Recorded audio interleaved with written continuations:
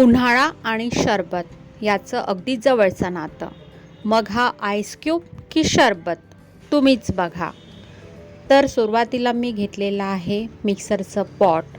त्यामध्ये टाकून घेतलेली आहे एक बारीक तुकडे करून घेतलेली कैरी, सोबतच टाकून घेतलेली आहे साखर, थोडासा पुदिना, थोडंसं मीठ आणि थोडासा चाट मसाला.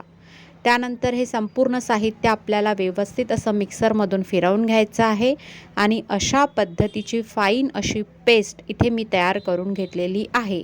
ती करत असताना त्यामध्ये थोडंसं मी पाणीही टाकून घेतलेलं आहे आणि अशा पद्धतीने हे तयार झालेलं मिश्रण बर्फाच्या ट्रेमध्ये अशा पद्धतीने टाकून घेतलेलं आहे.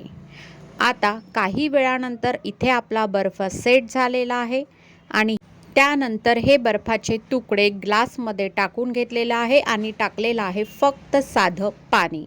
त्यानंतर हे मिश्रण या पाण्यामध्ये व्यवस्थित असं मिक्स करून घेतलेलं आहे आणि इथे झटपट कुठल्याही प्रकारचा पसारा न करता तुम्ही तयार करून ठेवू शकता हे शरबत. धन्यवाद.